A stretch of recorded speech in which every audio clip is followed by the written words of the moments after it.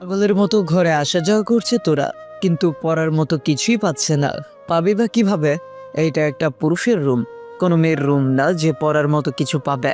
অনেক খোঁজাখুঁজির পর তোরা একটা ড্রয়ার খুলল, সেখানে অনেকগুলো প্যান্ট দেখতে পেল। তোরা নিজেকে ঢাকার জন্য সেখান থেকে একটা নেভি ব্লু রঙের প্যান্ট বের করে পরে নিল, কিন্তু পরেও হলো না। প্যান্টের বেল্ট লাগাতে পারছে না। অনেকক্ষণ চেষ্টা করে কোনো রকম ভাবে লাগালো, তারপর হাঁপিয়ে উঠে বিছানায় ধূপ করে শুয়ে পড়লো আর বড় বড় শ্বাস নিতে লাগলো।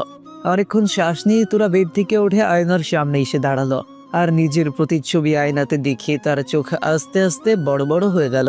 এই প্রথম তোরা প্যান্ট শার্ট পরেছে। তোরা আয়নার দিকে তাকিয়ে খুশিতে হাসতে হাসতে বলল, আমি মিস্টার আব্রাহাম রুদ্র খান হয়ে গেছি। তোরা হাসতে থাকলো, হাসতে হাসতে যেন শহীদ হয়ে মরে যাবে। হঠাৎ তোরার হাসতে হাসতে চোখ গেল আয়নার সামনে টেবিলে রাখা স্মার্ট ওয়াচ আর সানগ্লাসের দিকে। তোরা কি মনে করে তাড়াতাড়ি করে সেই ওয়াচ আর সানগ্লাসটা পরে নিল। তারপর শার্টের হাতা কোনো রকম করে ভাঁজ করে আয়নার সামনে দাঁড়িয়ে একদম রৌদ্রের স্টাইলের মতো কপি করে দাঁড়ালো। গলা খাকারি দিয়ে রৌদ্রের মতো কঠোর স্বরে বলতে লাগলো, এই শোন তোরা, তুই আমার জন্য এত দূরে এসেছিস, তোর ভালোবাসা এতটা গভীর, আমি অবাক হচ্ছি। তোর ভালোবাসা পৃথিবীর সব থেকে বেস্ট। কথা বলেই তোরা রৌদ্রের স্টাইলে হেঁটে হেঁটে রুম থেকে বের হলো।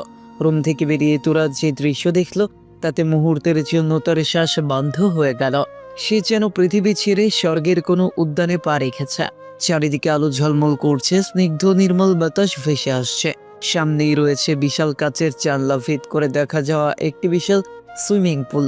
পুলের নীল জল আলো প্রতিফলিত হয়ে যেন হীরা খচিত হয়ে আছে। পুলের ঠিক পাশে সাদা পাথরের চিকন পথ চলে গেছে নানা রঙের ফুলের বাগানের দিকে। সেই বাগানটি যেন কোনো চিত্রকরের তুলি থেকে উঠে এসেছে। সূর্যমুখী, গোলাপ, টিউলিপ, অসংখ্য অচেনা বিদেশি ফুলের চারপাশ সুগন্ধিময় হয়ে আছে। ফুলের মাঝে মাঝে যত্ন করে ছাটা সবুজ ঘাস গালিচার মতো বিছানো। বাগান ছাড়িয়ে চোখ গেলে দেখা যায় পেছনে অলস পর্বতমালা, বরফে ঢাকা ধূসর চূড়াগুলো রাতের আকাশ ছুঁয়ে আছে। বাগান ও সুইমিং পুলের এক কোণে রয়েছে কাঠের তৈরি একটি ছোট সেতু, তার নিচে দিয়ে কৃত্রিম ঝর্ণার জল মৃদু শব্দে বইছে, যা এক শান্তিদায়ক সুর তৈরি করছে। সেই শব্দে মনের ভেতরেরই সব অস্থিরতা যেন দূর হয়ে যায়। রৌদ্রের রুচি ও ঐশ্বর্য এই বাড়ির প্রতিটি কোণে যেন কথা বলছে। তোরা এক মুগ্ধ চাহনি নিয়ে দাঁড়িয়ে রইল, ভুলে গেল যে সে এখন পুরুষের পোশাক পরে আছে। এই অসাধারণ সৌন্দর্য তার মনে নতুন করে আসা ও স্বপ্ন জাগিয়ে তুলল। তোরা কথা বলার ভাষা হারিয়ে ফেলেছে। রৌদ্র এত সুন্দর জায়গাতে থাকে যেটা স্বপ্নেও ভাবতে অবাক লাগবে। তোরা সামনে সিঁড়ি দেখতে পেল। তোরা আস্তে আস্তে সিঁড়ির দিকে এগিয়ে এসে ধীরে ধীরে সিঁড়ি দিয়ে নামলো। তোরা চারদিকে তাকিয়ে তাকালো, কিন্তু রৌদ্রকে কোথাও দেখতে পেল না। তোরা ভাবলো রৌদ্র আবার কোথায় গেল। তোরার ভাবনার মাঝেই সুইমিং পুল থেকে ঝপাস করে শব্দ হলো। তোরা আচমকা এমন শব্দে চমকে উঠে ভয়ে দুই হাত দিয়ে চোখ বন্ধ করে চিৎকার মারলো। পানির তল থেকে বেরিয়ে এলো আব্রাহাম রৌদ্র খান, যে একটু আগে তোরাকে দেখে নিজেকে সামলাতে হিমশিম খাচ্ছিল। বাইরে এসেও কেমন অস্থির লাগছিল, তাই এক প্রকার শার্ট খুলে ছুঁড়ে মেরে ঝাঁপ দিয়ে সুইমিং পুলে নেমেছিল। তোরার চিৎকারে গেটের বাইরে দাঁড়িয়ে থাকা গার্ডরা দৌড়ে এলো। তারা রৌদ্রকে পানিতে না দেখে সামনে রৌদ্রের পোশাক পরা, সানগ্লাস, স্মার্ট ওয়াচ পরা তোরাকে দেখে তাকে রৌদ্র ভেবে বলল, স্যার, স্যার, কোনো সমস্যা? পরক্ষণেই গার্ডদের চোখ গেল তোরার লম্বা চুলের দিকে। গার্ডরা ভাবলো তাদের স্যারের আবার এত বড় চুল কবে হলো। তারা হতভম্ব হয়ে তোরার, যাকে তারা স্যার ভাবছে, উদ্দেশ্যে কাঁপা কাঁপা গলায় বলল, স্যার, স্যার, আপনার চুল কবে এত হলো? আরেকজন গার্ড ভয় থরথর করে কাঁপতে কাঁপতে সামনের দিকে তোরাকে ভালোভাবে দেখে বলল, আরে শালা, এটা আমাদের স্যার না, এটা ভূত। কথাটা শুনে একজন গার্ড, কি? গার্ডটা চিৎকার দিয়ে ভয়ে প্যান্টেই হিসু করে দিল। মুহূর্তের মধ্যে রৌদ্রের বিলাসবহুল সুইজারল্যান্ডের বাড়িটা যেন এক ভূতের বাড়িতে পরিণত হলো। গার্ডের চিৎকারে রৌদ্র সুইমিং পুল থেকে চোখ তুলে সামনের দিকে তাকালো। তোরার চিৎকার শুনতে না পারলেও গার্ডদের চিৎকার রৌদ্র স্পষ্ট শুনতে পেল। রৌদ্রের হঠাৎ চোখ গেল তোরার দিকে, যে তখনও দুই হাত দিয়ে মুখ ঢেকে আছে। রৌদ্র সুইমিং পুল থেকে উঠতে নিবে তার আগেই সব গার্ড দৌড়ে ভয়ে ঝাঁপ দিল সুইমিং পুলে। গার্ডরা রৌদ্রকে সুইমিং পুলে দেখে হতভম্ব। একজন গার্ড কাঁপতে কাঁপতে রৌদ্রের উদ্দেশ্যে বলল, স্যার, আপনি এখানেই? তাহলে ওইখানে ওইটাকে? রৌদ্র গার্ডদের উদ্দেশ্যে দাঁতে দাঁত চেপে বলল, ওইটা আমি না, ওইটা আমার হার্টবিট। কথাটা বলেই রৌদ্র সুইমিং পুলের গ্রিল ধরে এক লাফে উঠে পড়ল। সে তোরার সামনে এসে পা থেকে মাথা পর্যন্ত ভালো করে পর্যবেক্ষণ করলো। তোরাকে দেখে রৌদ্রের হাসি পাচ্ছে। শার্ট ভাঁজ করা আছে, প্যান্টটাও ঠিক মতো পরতে পারেনি। রৌদ্র মুখ চেপে এসে তোরার উদ্দেশ্যে রসিকতা নিয়ে বলল, ওরে ভিতর শালে, এখন হাত নামা। সবগুলাই ভিতর ডিম। রৌদ্রের ডাকেও তোরার কোনো সাড়া নেই। রৌদ্র তোরাকে হাত সরাতে না দেখে আবার একটু জোরেই উদ্বেগ স্বরে ডাক দিল, তোরা তুই ঠিক আছিস তো? কথাটা বলেই রৌদ্র তোরার শরীর হালকা ঝাঁকিয়ে দিল, আর তোরা আচমকা হুশ থেকে ফিরে এলো। হ্যাঁ হ্যাঁ, ভূত ভূত ভূত ভূত মামা। কথাটা বলেই তোরা ভয় রৌদ্রকে শক্ত করে জড়িয়ে ধরল। তোরা ভয়ে নিজের হুঁশ হারিয়ে বরফের মতো দাঁড়িয়েছিল, যেন তার মনোযোগ এখানে ছিল না, অন্য কোথাও ছিল।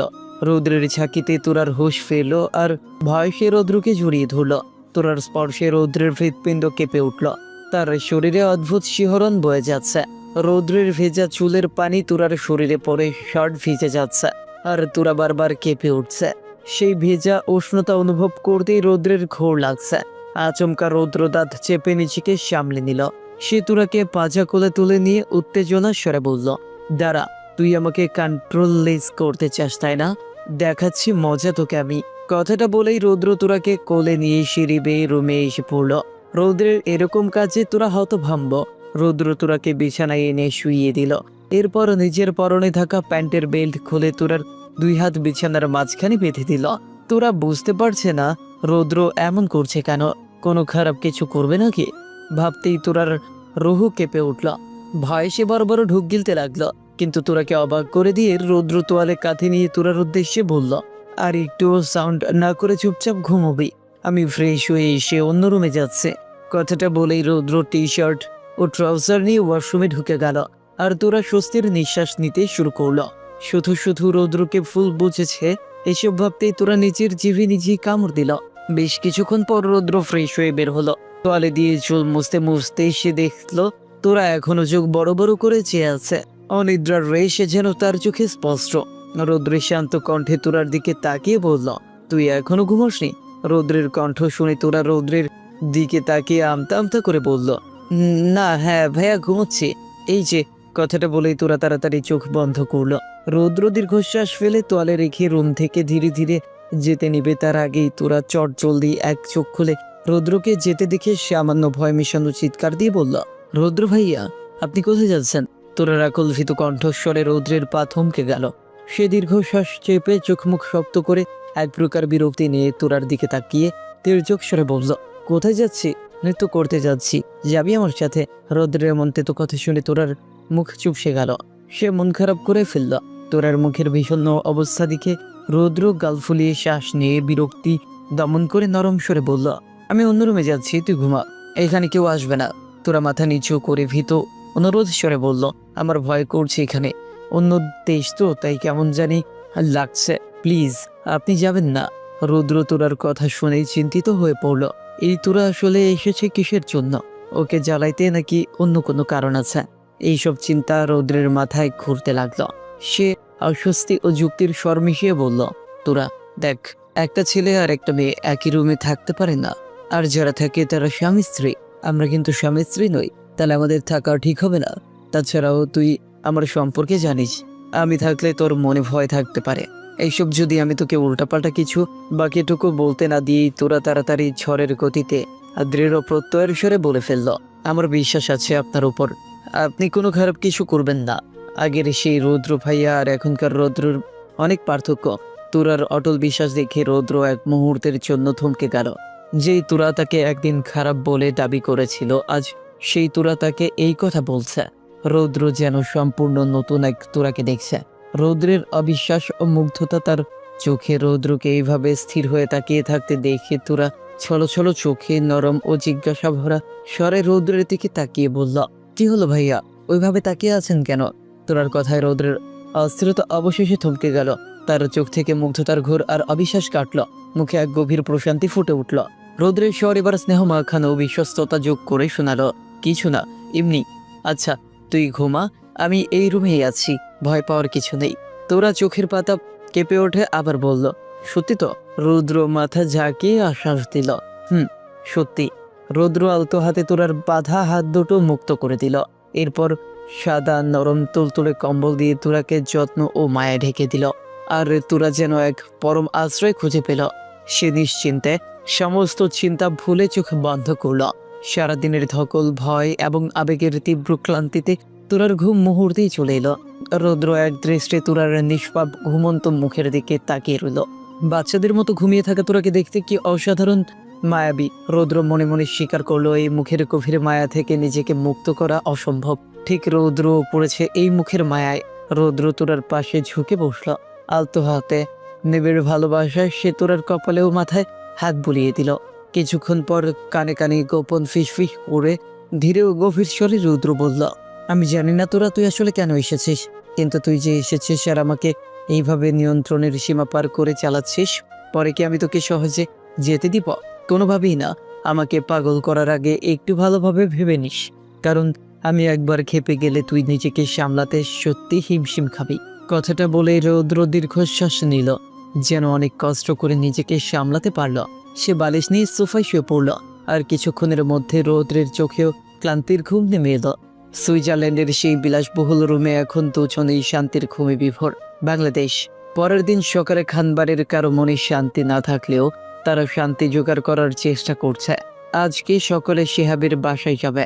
তারা ভাবছে যতই হোক তাদের বিয়ে হয়েছে, যদি শিহাবের পরিবার মেনে নিতে পারে তাহলে খানবাড়ির পরিবার কেন আরশিকে মেনে নিতে পারবে না? এইসব ভেবে সকলে নিজেকে শান্ত রাখছে। কিন্তু তুরার কথা মনে পড়তেই সবার চোখ অশ্রুতে ভেজে উঠছে।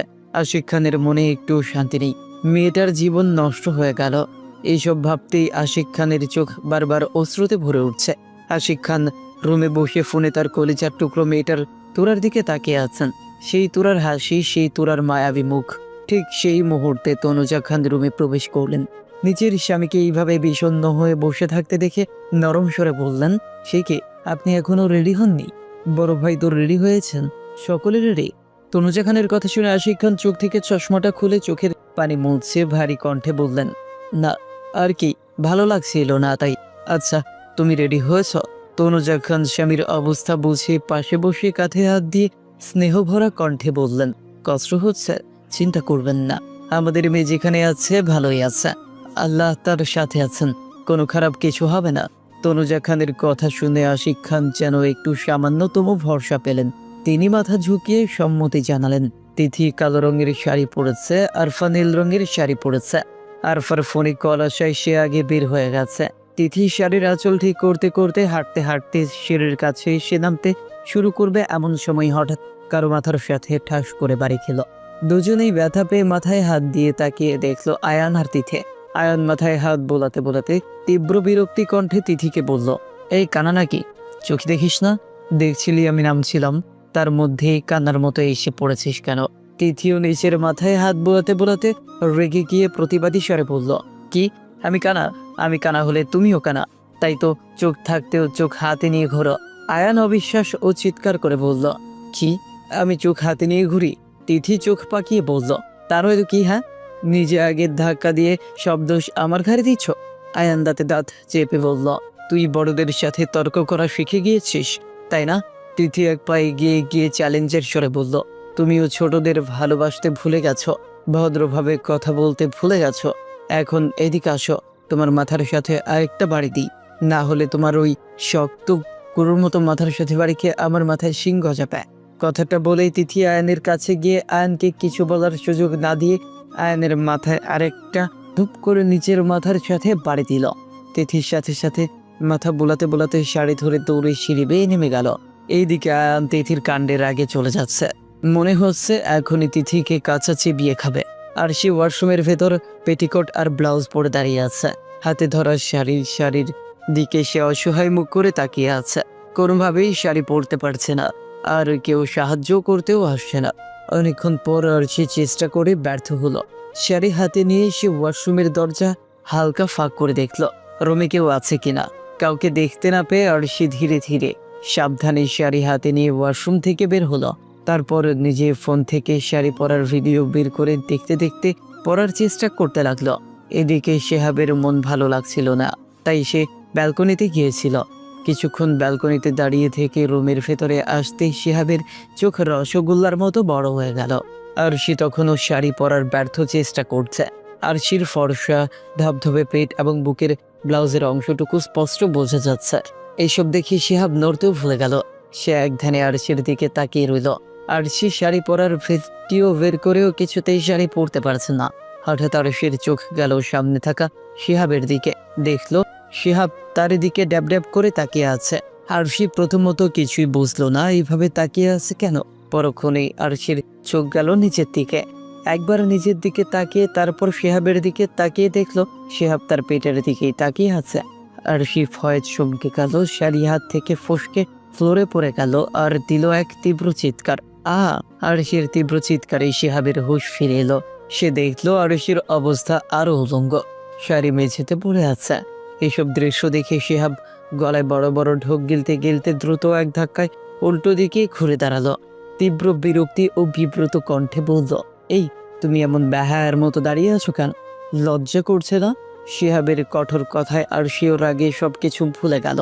সে প্রতিবাদী ও ক্ষুব্ধ স্বরে বলল, কি আমি বেহায়া? আমি যদি বেহায়া হই তাহলে আপনিও লুচু বেড়া। কিভাবে আমার পেটের দিকে তাকিয়েছিলেন? দেখে মনে হচ্ছিল এখনই আমার পেটটাকে খেয়ে ফেলবেন। আরশির এমন কথায় শিহাবের রাগ চরম পর্যায়ে পৌঁছলো। সে দাঁত কিরমির করতে করতে কঠোর ও ক্রুদ্ধ স্বরে বলল, কি বললে? আমি লুচু? শোনো, যদি লুচু হলাম তাহলে এখনো ভার্জিন থাকতাম না। কালকে রাতে যা করা হয় নি সব করে ফেলতাম। শিহাবের কথায় আরশি তাচ্ছিল্যের হাসি হেসে মুখ ফিঞ্চি দিয়ে বলল, আইসে আমার সাথে লোক, জানা আছে কেমন আপনি, তাই তো কিছুক্ষণ আগে অসভ্য পুরুষের মতো তাকিয়েছিলেন। আরশির পাল্টা জবাবে শিহাব দাঁতে দাঁত চেপে বলল, আমি কি আর জানতাম তুমি এইভাবে শাড়ি ছাড়া বেহা নির্লজ্জ মেয়ের মতো দাঁড়িয়ে থাকবে? আরশিও শিহাবের চূড়ান্ত জবাবে আঁচলের অভাব ভুলতে না পেরে ক্ষোভে বলল, আমি কি আর জানতাম হুট করে আপনি সেসব লজ্জা শরম খেয়ে আমার দিকে তাকিয়ে থাকবেন? আরশিকে এইভাবে তর্ক করতে দেখে শিহাবের রাগে ইচ্ছে করছে যেন এই মুহূর্তে দূরে থাপ্পড় দেয় আরশির গালে। কোনো রকম রাগ নিয়ন্ত্রণ করে সে চাপা কঠিন স্বরে বলল, এখন নির্লজ্জমের মতো দাঁড়িয়ে আমার সাথে তর্ক না করে শাড়ি পরো। শিহাবের কথায় আরশি তাড়াতাড়ি মেঝে থেকে শাড়ি তুলে নিল, কিন্তু শাড়ি পরার কৌশল জানা না থাকায় সে আবারও অসহায় মুখ করে দাঁড়িয়ে রইল। শিহাব আরশির কোনো সাড়া না পেয়ে এবারে প্রশ্নাত্মক স্বরে বলল, কি হলো? আমি কি বলছি? আরশি চোখ ছোট ছোট করে আমতা আমতা করে বলল, আসলে আমি শাড়ি পরতে জানি না। শিহাব তাচ্ছিল্যের হাসি হেসে বলল, তা জানবা কিভাবে? জানাতো কথা শুধু কাউকে ফাঁসিয়ে বিয়ে করতে হয়। আরশি বিরক্ত হয়ে বলল, দেখেন আপনি কিন্তু আমার সাথে ঝগড়া করছেন। শিহাব উদাসীন ভাব কণ্ঠে বলল, তোমার যেটা মনে হয়, আই ডোন্ট কেয়ার। আরশি হতাশা নিয়ে বলল, এইভাবে ঝগড়া না করে প্লিজ একটু বাইরে গিয়ে কাউকে ডেকে পাঠান। শিহাবের রাগ আরও বেড়ে গেল। সে দাঁতে দাঁত চেপে বলল, হোয়াট? কি? সিরিয়াসলি? আমাকে কি তোমার চাকর মনে হয় যে আমি নিচে গিয়ে তোমার আদেশ মতো পালন করব? শিহাবকে এইভাবে চাপা অসহযোগিতা করতে দেখে আরশির ভীষণ রাগ হচ্ছে। ইচ্ছে করছে শিহাবের চুল সব টেনে হিঁচড়ে ছিঁড়তে। হুট করে আরশি কি থেকে কি ভেবে বলে ফেলল, না আপনি কাজের লোক না, আপনি আমার স্বামী আর আমি আপনার স্ত্রী। আর একজন স্বামী তার স্ত্রীকে সাহায্য করবে এটাই বড় কথা। এখন আপনি আসেন আর আমাকে শাড়ি পরিয়ে দেন। শেষের লাইনটুকু বলতেই আরশি লজ্জায় নিচের জিভে নিচেই কামড় দিল। কি থেকে কি বলে ফেলল ভাবতেই আরশি শাড়ি নিয়ে এক দৌড়ে আবারও ওয়াশরুমে গিয়ে দরজা লক করে দিল। এদিকে আরশির অপ্রত্যাশিত দাবি শুনে শিহাব হতভম্ব। আরশি তাকে স্বামীর চোখে দেখছে কথাটা ভাবতেই শিহাবের রাগ চড়ে গেল। সে তীব্র রাগের সামনের দিকে ঘুরে যেই কিছু বলতে নিবে দেখে আরশি নেই। ওয়াশরুমের দরজার দিকে তাকিয়ে দেখে ভেতর থেকে লক করা, তার মানে আরশি ভেতরে চলে গেছে। শিহাব চাপা রাগ নিয়ে ভারী দীর্ঘশ্বাস ফেলল। অসহায় ক্রোধে সে রুম থেকে দ্রুত বাহির হয়ে গেল।